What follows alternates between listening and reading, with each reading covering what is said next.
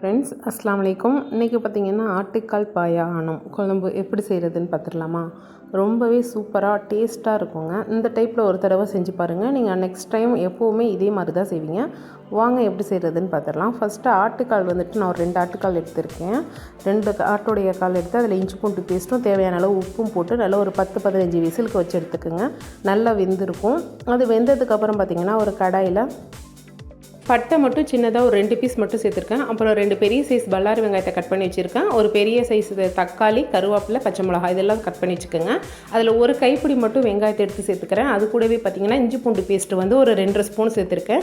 அது கூடவே அடிப்பிடிக்காமல் இருக்கிறதுக்கு தேவையான அளவு உப்பு சேர்த்துக்குங்க. இப்போ காரத்தையும் சேர்த்துக்கலாம். மிளகாத்தூள் பார்த்திங்கன்னா உங்களுக்கு எவ்வளோ காரம் வேணுமோ அந்தளவு சேர்த்துக்குங்க. நான் ஒரு 2 டேபிள் ஸ்பூன் கிட்ட சேர்த்துருக்கேன். இப்போது இதை இஞ்சி பூண்டோட பச்சை ஸ்மெல் போகிற வரைக்கும் நல்லா வதக்கிக்கலாம். ஸ்டவ்வை வந்துட்டு சிம்மில் வச்சு நல்லா வதக்கி எடுத்துக்கோங்க. ஹை ஃப்ளேமில் வைக்காதீங்க, ஏன்னா மிளகாத்தூள் சேர்த்துருக்கிறதுனால கலர் சேஞ்ச் ஆயிரும். இப்போ இதை நல்லா வதங்கினதுக்கு அப்புறமா நான் மீதி இருக்கிற எல்லா வெங்காயம், தக்காளி, கருவேப்பிலை எல்லாத்தையுமே சேர்த்து ஒரு தடவை நல்லா மிக்ஸ் பண்ணிக்கிறேன். இது ரொம்ப வதங்கணுங்கிற அவசியம் இல்லை, கொஞ்சமாக வதங்கினாலே போதும். இப்போ ஒரு 5 நிமிஷம் மட்டும் இது வதங்குறதுக்காண்டி மூடி போட்டிருக்கேன். 5 நிமிஷம் கழித்து திரும்ப திறந்து பார்த்தோம் அப்படின்னா நல்லாவே வதங்கி எண்ணெய் பிரிஞ்சு வந்திருக்கும். இந்த ஸ்டேஜில் பார்த்திங்கன்னா நம்ம வேக வச்சுருந்த ஆட்டுக்காலை நம்ம சேர்த்துக்கலாம்.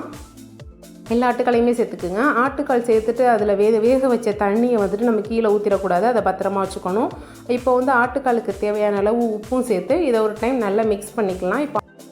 இப்போ நம்ம வதக்கின மசாலா எல்லாமே ஆட்டுக்காலோட நல்லா மிக்ஸ் ஆகணுங்கிறதுக்காண்டி ஒரு 5 மினிட்ஸ் மட்டும் நான் மூடி போட்டு குக் பண்ணிக்கிறேன். 5 மினிட்ஸ் கழித்து திறந்து பார்த்திங்கன்னா நல்லாவே எல்லா மசாலாவும் ஆட்டுக்காலோடு சேர்ந்துருக்கும். இப்போ பார்த்திங்கன்னா நான் ஒரு தேங்காவை நல்லா அரைச்சி எடுத்து கட்டியான பால் எடுத்து வச்சுருக்கேன். அந்த கட்டியான பாலை ஃபஸ்ட்டு ஊற்றிருக்கேன்.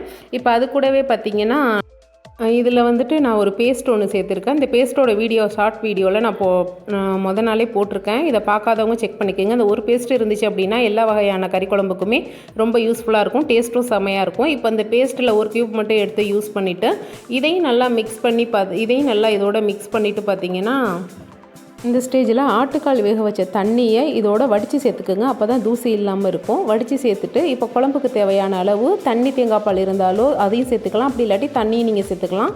சேர்த்து முடிச்சுட்டு நீங்கள் குழம்புக்கு தேவையான மசாலா சேர்த்துக்குங்க. மசாலா ரொம்ப அதிகமாக சேர்க்காதீங்க, ஏன்னா ஆட்டுக்கால் குழம்புங்கிறது இருக்க கட்டியாகக்கூடியது தான்.